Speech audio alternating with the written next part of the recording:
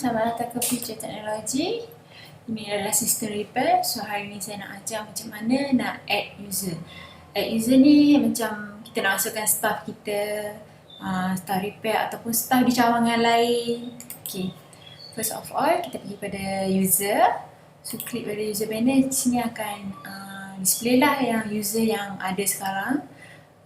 So before kita create user tu, pastikan anda mempunyai group permission yang berbeza. Ni contoh repair. Setelah repair kepada spesifik lah, repair Apple ataupun technician untuk motherboard sahaja. So bila kita create user sini, contoh saya masukkan nama Siti 3, last name dia.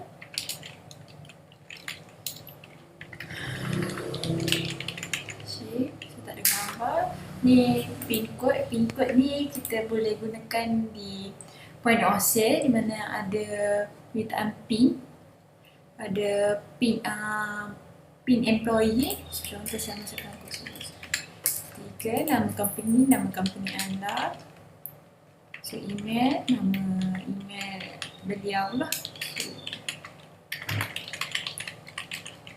Nombor phone-nya. Itu password. Pastikan password tu anda ingat. Okay. So di sini group. Dia berada di group mana? Contohlah dia berada pada group repair iPhone. Klik pada repair iPhone. Ni store. Store ni contoh macam department lain-lain. So dia boleh access store. Sebab sekarang ni ada satu store saja. Next video saya ajar macam mana nak buat store ni. So create. So dia akan keluar ini confirmation.